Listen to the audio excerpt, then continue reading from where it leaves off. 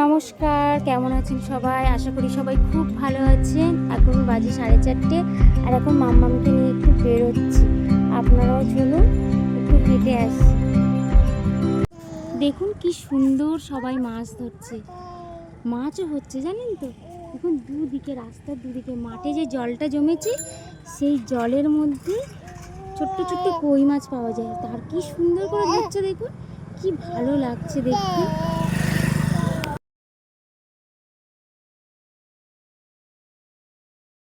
দেখুন কি সুন্দর কাশফুল, কি ভালো লাগছে দেখতে, তাই না বলো?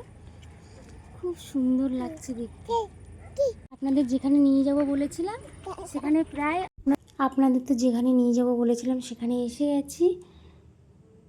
এখানেই আপনাদেরকে আনবো বলেছিলাম। দেখুন কি বড় পুকুর, একটা পুকুরের একটা বিশেষ নাম আছে জানেন। আর কি সুন্দর লাগছে দেখুন, পুকুরের চারপাশটা গাছ পুরো ভরা। আর এখন তো বর্ষার সময় আরও সুন্দর লাগছে সব কিছু।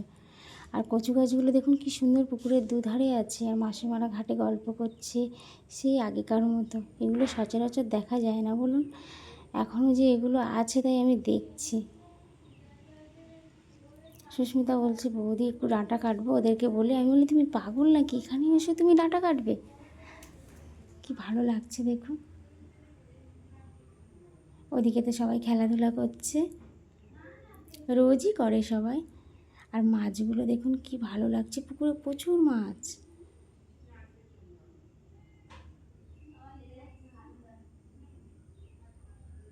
কি ভালো লাগছে মাছগুলো দেখতে, কি বড় বড় মাছ সব। আর দেখুন মেঘটা পড়ছে জলের মধ্যে, কি ভালো লাগছে দেখতে। আর এই পুকুরে তো সবাই জলটা ব্যবহার করে, পরিষ্কার জল, স্নান করা, জামা কাপড় কাচা, বাসন মাজা সব কিছুই করে। এদিকে একটা সান বাঁধানো আছে, ওদিকেও একটা সান বাঁধানো ঘাট আছে। ওদিকের লোকেরা ওদিক দিয়ে ব্যবহার করে, এদিকের লোকগুলো এদিক দিয়ে ব্যবহার করে। কি ভালো লাগছে দেখতে দেখুন।